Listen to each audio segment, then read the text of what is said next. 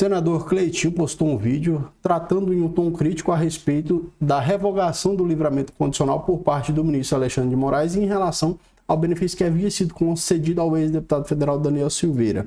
Isso reverberou bastante desde ontem, quando houve a prisão novamente do ex-deputado federal, e alguns parlamentares ligados ao ex-deputado federal Daniel Silveira já se manifestaram a respeito do fato. O senador Cleitinho faz algumas críticas aqui, pelo menos da forma como ele se manifesta em um tom crítico, e é possível que essa revogação do livramento condicional seja reconsiderada. É possível que o próprio Supremo Tribunal Federal, através do seu órgão colegiado, modifique essa decisão, ou o próprio ministro do Supremo Tribunal Federal, Alexandre de Moraes, pode sim colocar em uma situação de restauração do benefício. Basta que seja analisado os fatos. Então, o ministro tomou uma decisão liminar, que pode ser ainda referendada pelo plenário ou pelo colegiado do tribunal, e essa decisão ainda pode ser modificada. Trata-se de uma hipótese de revogação facultativa, a gente vai ver aqui no Código Penal, depois da fala do senador Cleitinho, mas é possível sim que o ministro do Supremo Tribunal Federal, no uso lá de sua competência jurisdicional, restaure esse benefício ou modifique a decisão que revogou o benefício do livramento condicional. A gente vai apontar alguns casos aqui em que isso pode acontecer. Vamos assistir primeiro as manifestações aqui do senador Cleitinho. Pessoal, mais uma vez prenderam Daniel Silveira de uma forma ilegal. Daniel Silveira teve uma crise renal, teve que ir para o hospital. Como ele foi para o hospital, chegou depois das 22 horas, o limite dele chegar era 22 horas, prenderam ele novamente. Presta atenção nesse vídeo aqui, vai lá. Quando se trata de prisão ilegal, é difícil você usar essa expressão, né? Prisão ilegal, porque se é o cumprimento de uma ordem judicial, que é emanada do órgão jurisdicional que tem competência, não tem como dizer que é ilegal. A decisão pode ser modificada. Você pode encontrar até mesmo a própria jurisprudência, ela é muito reticente em reconhecer um erro ou uma ilegalidade numa prisão determinada pelo Poder Judiciário. É claro, às vezes você vai ver a concessão de um habeas corpus pelo tribunal, porque considera a prisão ilegal, mas nesse caso é até complexo você dizer que é ilegal, né? Porque foi proferida pelo órgão máximo do Poder Judiciário, ou pelo menos por um dos ministros componentes desse órgão máximo. A Silveira foi preso nessa manhã em Petrópolis por descumprimento, portanto, das determinações que foram impostas pelo ministro relator do caso, o ministro Alexandre de Moraes. Ele deve ser encaminhado para o presídio em Bangu 8. Ele descumpre as medidas que foram impostas pelo judiciário, usar tornozeleira eletrônica, ter um horário para voltar para casa, não conversar com outros investigados. Ele tinha uma restrição também no que diz respeito ao acesso às redes sociais, não poderia acessar as redes sociais. A informação que temos nesta manhã é que mal saiu da prisão, Daniel Silveira já descumpriu as decisões que foram impostas pelo ministro Alexandre de Moraes, e é por conta disso que ele está sendo preso. Preso em Petrópolis, estava com a família, segundo essas informações que estão chegando nesta manhã, e deve ser levado, portanto, para o presídio de Bangu 8. Isso, são as primeiras informações que estão chegando. Sim, pessoal, o que virou esse país nosso? O que virou a justiça do Brasil? Lembrando que o Daniel Silveira ele foi preso, não foi porque ele matou, porque ele desviou dinheiro, porque ele roubou, não, porque deu uma opinião como parlamentar. E lembrando que os parlamentares têm imunidade, né? Imunidade parlamentar. Então isso é um afronto que está acontecendo nesse país aqui. Lembrando, ele teve uma crise renal. Aí porque ele chegou depois das 10 horas, o ministro Alexandre de Moraes mandou prender ele. Mas esses aqui estão soltos, gente. Olha isso aqui, ó.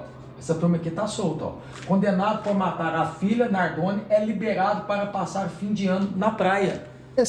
O senador Cleitinho até admira algumas posições dele em algumas medidas e tal, mas não dá para você ficar comparando, principalmente se tratando de processo penal. Assim, primeiro que nem todos os crimes são crimes que têm sangue envolvido, né? É muito fácil a gente entender como crime os crimes contra a vida, os crimes contra a dignidade sexual, os crimes contra o patrimônio, mas tem crimes que não deixam sangue. Por exemplo, crime de embriaguez da direção, condução de veículo automotor sob o efeito de álcool, crimes relacionados ao meio ambiente, contra o meio ambiente, aqueles que estão previstos na lei de crimes ambientais, desmatamento, incêndio de fauna, flora, coisas desse tipo. Então tem crimes que realmente fogem ao senso comum, e aí não tem como comparar. Por exemplo, esse caso dos condenados, nesse caso do Nardone, eles foram condenados pelo Tribunal do Júri. A pena no Brasil ela é pequena para os crimes de homicídio. A pena no Brasil para o homicídio ela é pequena. Isso precisa os parlamentares promoverem ali uma modificação no Código Penal, ampliando essas penas para esses crimes de homicídio. Por exemplo, hoje uma pena de um crime de homicídio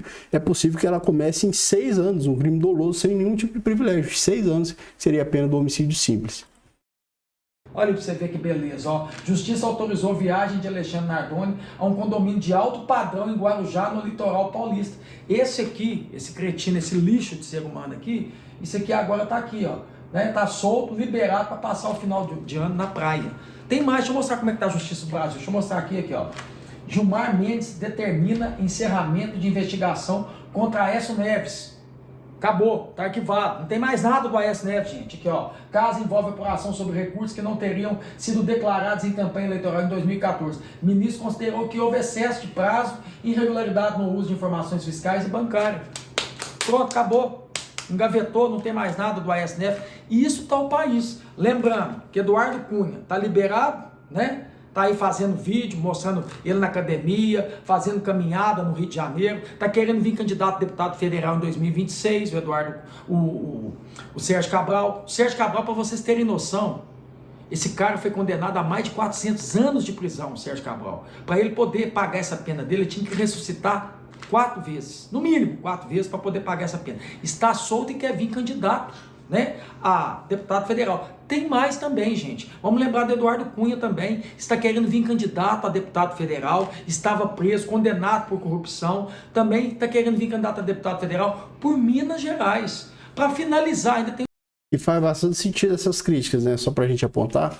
Realmente, o Brasil, o sistema legislativo como tudo em que estabeleceu essas penas no Brasil, primeiro que confere um apregoamento muito forte à formalidade. Esse arquivamento que se deu por parte do ministro Gilmar Mendes de uma investigação que envolveu o Aécio Neves é uma questão que envolve formalidades processuais, formalidades investigativas. E por isso que nós vemos as polícias Brasil afora e os ministérios públicos, o Ministério Público Brasil afora, sempre andando passo a passo dentro de uma investigação com receio de gerar ali não uma ilegalidade material, mas uma irregularidade formal, uma irregularidade processual. Tem que seguir toda uma concatenação de formalidade para que o processo penal, para que a investigação pré-processual seja válida. Claro, isso exige um rigor absurdo. Por isso as instituições policiais e o Ministério Público sempre estão sendo reestruturados, aprimorados para que consiga alcançar isso, porque a legislação exige dessa forma. Então, as polícias, o Ministério Público agem conforme a legislação exige, o rigor. Não tem como se dizer que o rigor é ruim também. O rigor também protege muita gente. Pensa, se você tivesse investigações que não buscassem tanto essa formalidade, o apreço à formalidade, você também poderia ter abuso. É uma coisa muito difícil, não tem como ser radical, não tem como você não adotar um pensamento equilibrado em se tratando dessas situações que envolvem investigação. É muito difícil, meus caros. Tem o José Dirceu também, condenado, né?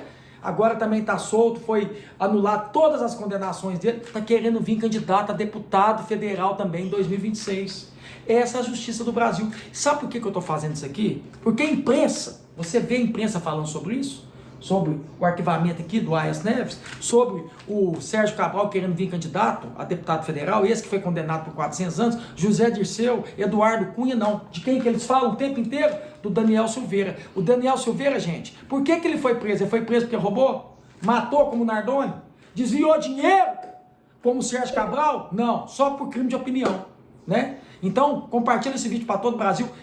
Pode ter certeza que a gente vai para cima. O que a gente tem que fazer agora aqui é que em 2026 a gente possa colocar mais senadores de direita, para que a gente possa ir para cima do STF. Tamo junto. Bom, essa coisa de ir para cima do Poder Judiciário é uma coisa muito problemática. Por quê? Eu quero te conduzir uma reflexão aqui. É impossível você ter uma sociedade em que o indivíduo é juiz dos seus próprios atos. Então sempre você vai ter o Poder Judiciário como fonte de resignação para outras pessoas que tiveram decisões contrariadas. As decisões que não me agradam no Poder Judiciário me deixam resignado, por isso eu não quero mais esse Poder Judiciário. Mas isso é inconcebível numa sociedade democrática. Não adianta. Não adianta. Se você tiver um Poder Judiciário que, porque você não gosta das decisões do Poder Judiciário, você ir para cima do Poder Judiciário e derrubar o Poder Judiciário, você derruba a própria democracia. Isso é certeza. Agora, claro, que há abusos e arbitrariedades que são cometidos pelo Poder Judiciário é evidente, porque são pessoas que ocupam aqueles cargos. E a gente vê o tempo todo, recentemente, inclusive, vários tribunais, a gente viu notícias divulgadas aqui de operações policiais que aconteceram por autorização do próprio Poder Judiciário e que se verificou a prática de várias infrações penais por membros do Poder Judiciário. Então, claro que vai existir, assim como existe no hospital, num órgão policial, qualquer órgão, no órgão de auditoria, e assim como existe também no próprio Poder Legislativo. Mas aí, voltando ao caso do ex-deputado Daniel Silveira, meus caros, é possível. A revogação, conforme a gente vê aqui no Código Penal, a revogação é essa que aconteceu em face desse comportamento dele, de teria descumprido ali as obrigações, ela aconteceu naquela revogação facultativa, em que o ministro do Supremo Tribunal Federal, uma vez que tenha verificado ali a prática da inobservância das obrigações que haviam sido impostas, revogou o benefício que havia sido concedido. Ora, se o ministro revogou o benefício, é possível que essa decisão seja modificada, né? Uma vez apresentado ao Supremo Tribunal Federal, ao colegiado, né? Então imagine que a defesa leve essa decisão ao colegiado, vamos tentar modificar essa decisão perante o colegiado, e apresente ali que, naquele caso concreto, não houve um interesse doloso por parte do preso ou do beneficiado pelo livramento condicional em descumprir as obrigações, mas foi uma situação de emergência médica, é claro que o colegiado pode modificar aquela decisão, pode reformar a decisão, pode reconsiderar, pode restaurar o livramento condicional. O benefício, é claro que isso é possível.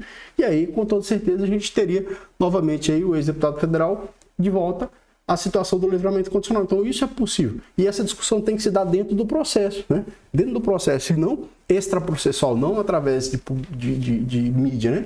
A defesa tem que entrar lá no processo e apresentar isso perante o órgão do Poder Judiciário, que seria o Supremo Tribunal Federal, para tentar modificar essa decisão aí. O que você pensa? Você acha que pode haver, de fato, uma mudança? Você acha que vai acontecer essa mudança? Você acha que uma vez que a defesa leve essa decisão, ou o pedido de modificação dessa decisão para a turma ou para o plenário, será que é possível a modificação dessa decisão? Deixa aqui a sua opinião nos comentários, escreve aqui o que você acha que isso pode acontecer ou não. E lembrando que aqui não tem negócio de esquerda ou de direita, meus caras, aqui apenas uma análise objetiva desses fatos que são postos e recebem uma repercussão muito significativa no nosso Brasil, tá certo? Forte abraço, deixa o like, se inscreva no canal e até o próximo vídeo.